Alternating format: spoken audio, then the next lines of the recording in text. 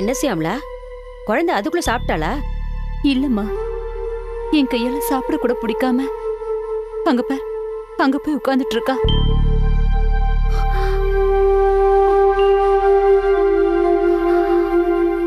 சியாமலா, குழந்தை புரிஞ்சுக்காம நடந்துக்கிறா.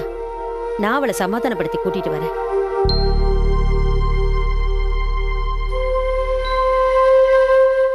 தர்ஷினி, ஏமா இப்படி எல்லாம் நடந்துக்கிற? அம்மா மனசு கஷ்டப்படும் இல்லையா? அம்மா பாவம் இல்ல? போ பாட்டி, அப்பா இருந்தோ அம்மா இருந்தோ நான் அனாத மாதிரி ஸ்கூலுக்கு போயிட்டு வரேனே, அப்ப நான் பாவம் இல்லையா? எனக்கு பிடிக்கல பாட்டி, அம்மாவை எனக்கு சுத்தமா பிடிக்கல. அம்மா வீட்டுக்கே வரலனா நான் ரொம்ப ஹாப்பியா இருப்பேன் பாட்டி. அடிச்சு என்ன பாரு, என்ன பேச்சு பேசுற? நீ இப்படி எல்லாம் பேசிக்கிட்டு இருந்தா உங்க அம்மா உயிரையே விட்டுருவாடி. விடட்டும்.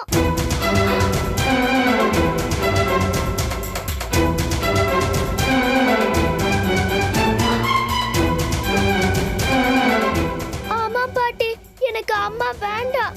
நான் திலகா ஆண்டி வீட்லயே போய் இருக்கேன். அவங்க என்ன நல்லா பாத்துப்பாங்க.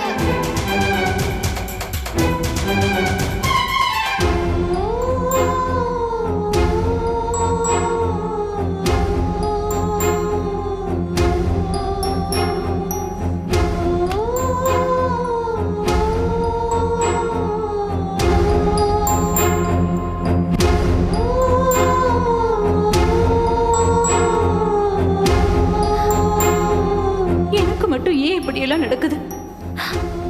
விதி என்ன மட்டும் ஏன் இப்படி துரத்தணும்? மனச புரிஞ்சுக்காத புருஷன், பாசத்தை உணராத குழந்தை, நான் மட்டும் எதுக்காக இப்படி ஓடி உழைச்சிட்டு இருக்கேன்? எதுக்காக இந்த வாழ்க்கை? வாழ்க்கைன்னா அர்த்தம் வேணும்னு அர்த்தத்தை தேடி வந்து இப்ப வாழ்க்கையே தொலைச்சிட்டு நிக்கிறேன். பெத்த பொண்ணுக்கே தேவைப்படாதன்னா இனிமே யாருக்கு தேவைப்பட போறேன்? இனிமே நான் யாருக்காக வாழணும்? வாழ்ந்த மட்டும் என்னத்தை சாதிக்க போறேன்? தர்ஷினி சொன்ன மாதிரி நான் சாகிறது தான் பெட்டர். நான் வாழ்ந்து கொடுக்காத சந்தோஷத்தை என் சாவாத அவளுக்கு கொடுக்கட்டும்.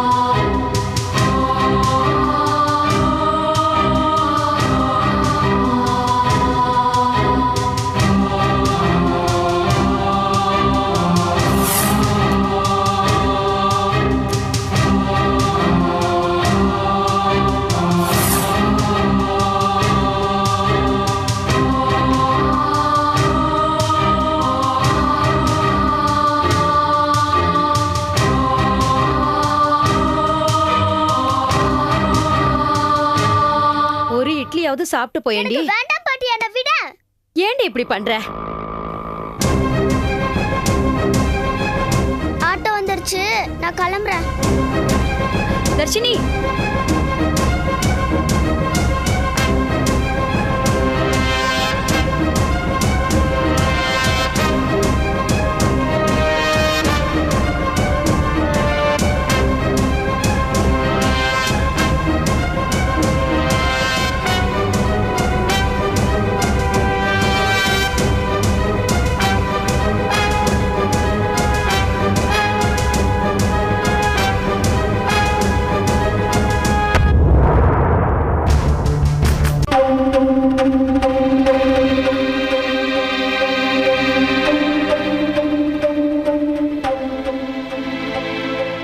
காஃபி கேட்டா தர்ஷினி பண்ண கூத்துல எல்லாத்தையும் மறந்துட்டேன்.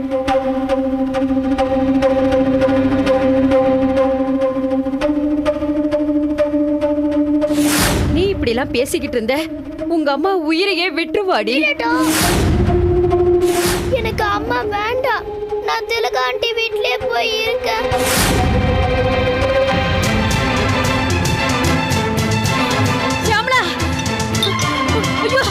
என்னாச்சு உனக்கு?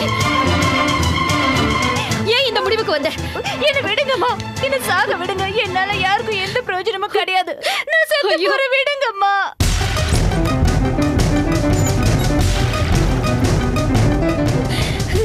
ஏ சியாமலா, உன் குழந்தைய அனாதை ஆக்கிட்டு போறதுக்கு உனக்கு எப்படிமா மனசு வந்துச்சு?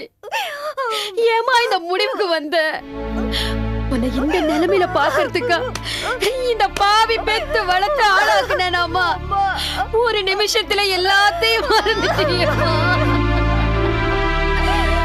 காப்பாத்துங்க அம்மா.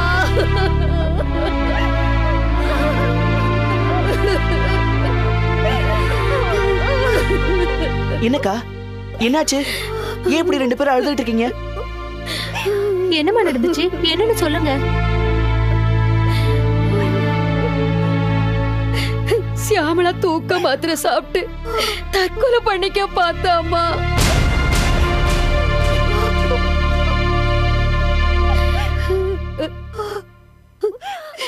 நான் ஒரு நிமிஷம் தாமதிச்சிருந்தாலும் என் பொண்ண பறி கொடுத்திருப்பேன் மூசா.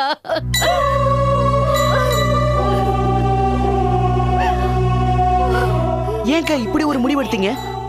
புருஷனை எதிர்த்துக்கிட்டு பிள்ளைக்காக வாழ்க்கையோட போராடுற உங்களை நான் பெருமையா நினைச்சிட்டு இருந்தேன்.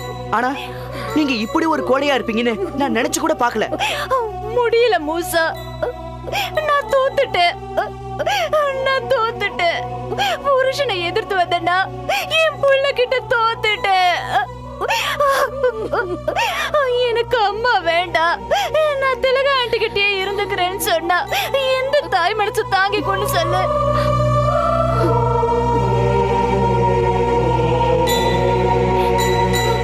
புருஷனை விட்டு எதுக்காக வந்தடும், அதையே நான் இழந்துட்டேன் மூசா. பெத்த பொண்ணு அம்மா வேண்டான்னு சொன்னதுக்கு அப்புறம் நான் யாருக்காக வாழணும்? எனக்கு எதுக்கு இந்த உசுறு? அக்கா, தர்ஷினி குழந்தைக்கா. நீங்க எதுக்காக பிரிஞ்சிருக்கீங்கிறதையும் அவளுக்காக தான் போராடுறீங்கிறதையும் புரிஞ்சுக்கிற வயசு இல்லக்கா. அவளுக்கு வேண்டியதெல்லாம் பாசம். அப்ப நான் பாசமா இல்லையா மூசா? மனசுக்குள்ள பாசம் இருந்து அது பிரயோஜனம் இல்லக்கா. அது வெளிப்படணும். அது வெளிப்படுற விதத்தை பொறுத்துதான் பாசத்தை புரிஞ்சுக்க முடியும், அதோட எல்லைய நிர்ணயிக்க முடியும். தர்ஷினி ஸ்கூலுக்கு கிளம்பும் போது நீங்க வேலையை விட்டு வரீங்க. அவ ஸ்கூல் முடிஞ்சு வரப்போ நீங்க வேலைக்கு கிளம்பிடுறீங்க. அம்மா பக்கத்திலே இல்லாதப்போ அவ எப்படி உங்க பாசத்தை புரிஞ்சுக்க முடியும்? கணவன் மனைவி உறவுங்கிறது பரஸ்பரம் விட்டு கொடுத்தலும் புரிந்து கொள்வதும் தான். இவ்வளவு படிச்சு வெளி உலகம் தெரிஞ்ச நீங்களே ஒருத்தர் ஒருத்தர் புரிஞ்சுக்காம பிரிஞ்சு வாழும்போது அந்த பிஞ்சு குழந்தை உங்களை புரிஞ்சுக்கலையேன்னு தற்கொலை பண்ணிக்கிறது எந்த விதத்துல நியாயம்? தாய் அன்பு கிடைக்காத குழந்தைங்க தப்பான வழிக்கு போயிடுவாங்கக்கா. தர்ஷினி உங்களை வெறுக்கல, உங்களோட அருகாமை இல்லாததால வெளிப்படுற கோபம் அது. இப்பவே நீங்க ஒரு நல்ல முடிவு எடுக்கலனா அவளை நீங்க மொத்தமா இழக்க வேண்டி வரும். அக்கா, இப்ப தர்ஷினிக்கு தேவை உங்களோட அருகாமை. நீங்க இப்ப பாக்குற கால் சென்டர் வேலையை ரிசைன் பண்ணிட்டு அவ ஸ்கூலுக்கு போகும்போது வேலைக்கு போயிட்டு அவ திரும்பி வரும்போது நீங்களும் வீட்டுக்கு வர மாதிரி ஒரு வேலையை தேடிக்கங்க. வாழ்க்கைய வாழறதுக்கு தான் பணம் தேவை. பணம் ஓடி வாழ்க்கையை தொலைச்சிடக்கூடாது. உங்க கணவன் மனைவி யுத்தத்துல அந்த குழந்தையோட எதிர்காலத்தை அழிச்சிடாதீங்க. ஆனா தர்ஷினி பெரியவளாகும் போது எல்லாத்தையும் புரிஞ்சுக்குவாக்கா. இப்ப அவ உங்களை புரிஞ்சுக்க மாட்டேங்கிறாளேன்னு தற்கொலைக்கெல்லாம் முயற்சி பண்ணாதீங்க. எப்படி நாமளா ஆசைப்பட்டு இந்த பூமியில பிறக்கலையோ அதே மாதிரி நாமளா ஆசைப்பட்டு சாகவும் கூடாது. இன்னொரு தடவை இந்த தப்ப செய்ய மாட்டேன்னு எனக்கு சத்தியம் பண்ணி கொடுங்கக்கா. சத்தியம் பண்ணுங்கக்கா.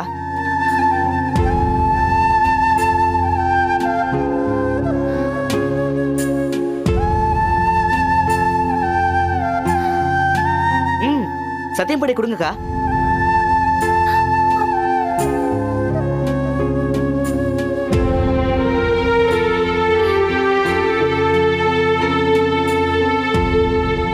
ஷியாமளா அக்கா, நீங்க தற்கொலை முடிவெடுக்க தெரிஞ்சோ தெரியாமலோ நானும் ஒரு வகையில காரணமாயிட்டேன். என்ன மன்னிச்சிருங்கக்கா. உன் மேல என்னமா தப்பு இருக்கு? பாசம் கிடைச்ச இடத்துல குழந்தை வந்து ஒட்டிக்கிட்டா அதுக்கு நீ என்ன பண்ணுவ? எல்லாம் எங்க நேரம்மா. கவலைப்படாதீங்கக்கா. இது தாய் பாசத்துக்காக குழந்தை நடத்துற போராட்டம். ஒருவேளை உங்க அன்பு தர்ஷினிக்கு கிடைக்கலனா விளைவு விபரீதமா கூட போயிருக்கலாம். அந்த அளவுக்கு போகாததுக்கு அந்த ஆண்டவனுக்கு தான் நம்ம நன்றி சொல்லணும். நீங்க கவலைப்படாதீங்க. இனிமே ஷியாமளாக்காவே நிலைமையை சரி பண்ணிடுவாங்க. என்னக்கா, அப்படிதானே?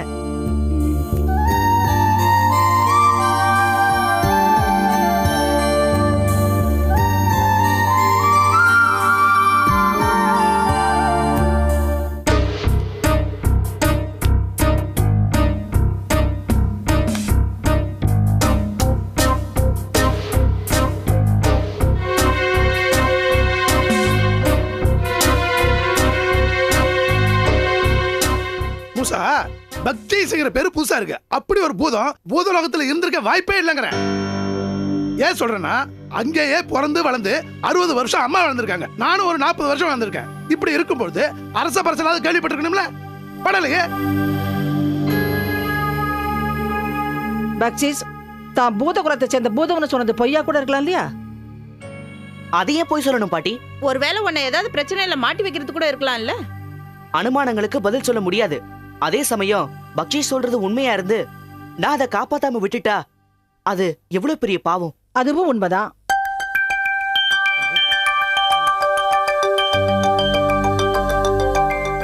இளவரசர் சமூகத்திற்கு என் வணக்கம். வா ஒற்றனே, நீ பூதலோகத்தில் விசாரித்த உண்மைகளை கூறு. இளவரசே, பக்ஷீஸ் என்ற பெயரில் பூதலோகத்தில் யாரும் இருப்பதாக தகவல் இல்லை.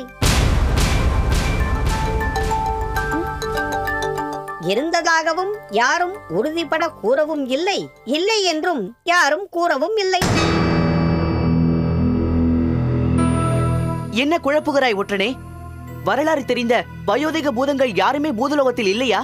இல்லை இளவரசே, நான் விசாரித்தவர்களெல்லாம் 400 800 ஆண்டுகள் பழமை வாய்ந்தவர்கள். அவர்களே அப்படி கூறுகின்றனர் என்றால் அவர்கள் எதையும் உறுதிப்பட கூறாத போது நாம் இந்த முடிவுக்கும் வர முடியாது. நீ போகலாம். உத்தரவு இளவரசே.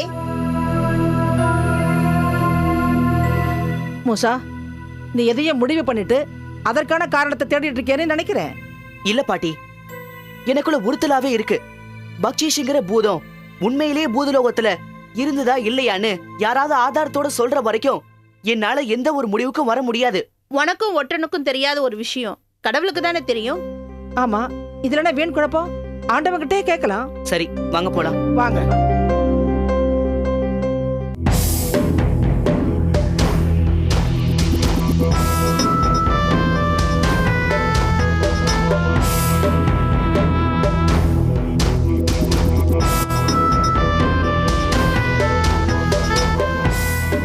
பூத கடவுளே, எம்பெருமானே, அன்றும் இன்றும் என்றும் எம்மை வழிநடத்தும் வல்லவனே, எம் முன் தோன்றி எம் ஐயத்தை களைவாயாக.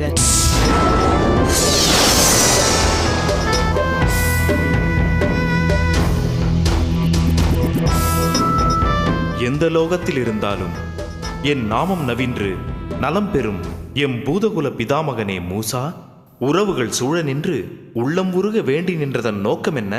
எம் குலத்தை காக்கும் கடவுளே, நீ இன்றைய அணுவும் அசையாது என்று தெரிந்த போது என் குழப்பம் அறிந்தும் அறியாதது போல் ஏன் இந்த நாடகம்? மூசா, உன் ஐயப்பாடும் என்னை அழைத்த நோக்கமும் நீ சந்தேகித்தபடி உண்மைதான். பக்ஷிஸ் ஒரு பூதம்தான். அது உன் பூதகுலம்தான்.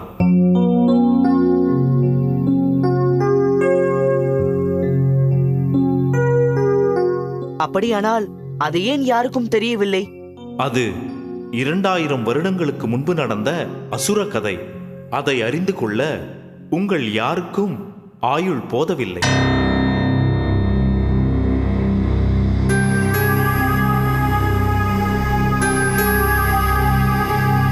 இத்தனை காலம் கடந்து பக்ஷீஷனை அழைத்த காரணம்? அதற்கு விமோசனம் நெருங்கிவிட்டது. உன் கையால் தான் அது விடுபட வேண்டும் என்பது விதி. சரி, பக்ஷீஷ் எப்படி, எதனால் பூதலோகத்திலிருந்து பூலோகம் வந்து அடைப்பட்டது? ஆண்டவன் என்பவன் அகராதி அல்ல, அனைத்தையும் விளக்கிச் சொல்ல. விடுவிக்கப் போகும் இடத்தில் உனக்கு அது விளங்கும். சரி, விடுவிக்கும் போது அங்கு பிரச்சனைகள் எதுவும் உருவாகாதே?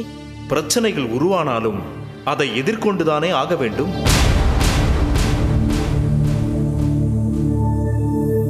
எதிர்வினைகள் இல்லாத வினைகள் இல்லை எமது படைப்பில்.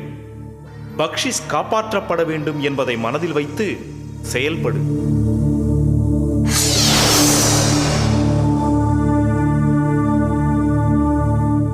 என்ன இது?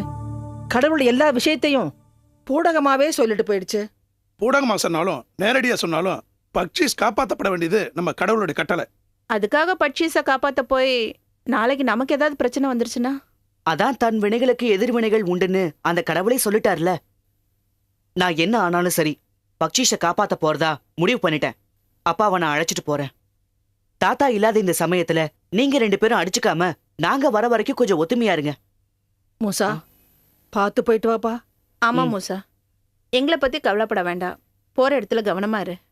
சரிம்மா, வாங்க பாப்பா. வரேன். போயிட்டு வா. வரேன். வரேன் பாட்டி.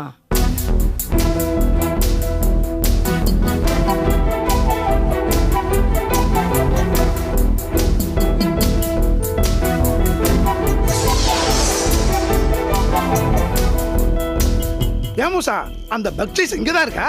ஆமாப்பா, இன்னும் கொஞ்ச தூரம் போகணும், வாங்க.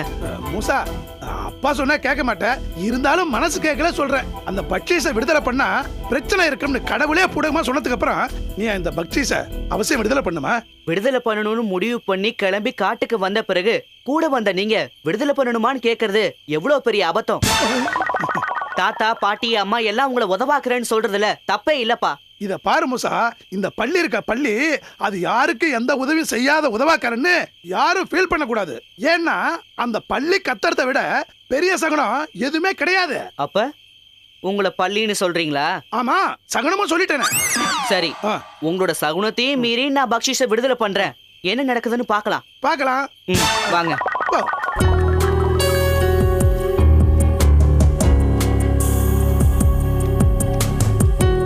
ஏமோசா, இன்னும் எவ்வளவு தூரம் போகணும்? இதோ வந்தாச்சுப்பா, இங்கதான். வாருங்கள் இளவரசே, என்னை விடுவிக்கும் முடிவோடு வந்துவிட்டீர்கள் போலிருக்கிறது. வாருங்கள் வாருங்கள். உன்னை விடுவிக்க போகும் என்னிடமே நீ அடைப்பட்ட சோக கதையை சொல்ல மறுக்கிறாய். சரி, என் கடமையை நான் செய்கிறேன். அப்பா, நான் தியானத்தால் திசைகள் எட்டையும் கட்டிவிட்டு பக்ஷீஷை விடுவிக்க பிரார்த்திக்கிறேன். சரி மூசா, செய். நான் பிரார்த்தனையில் இருக்கும் பொழுது 8 திசைகளையும் சேர்த்து எனக்கும் நீங்கள் காவலருங்கள். சரிப்பா.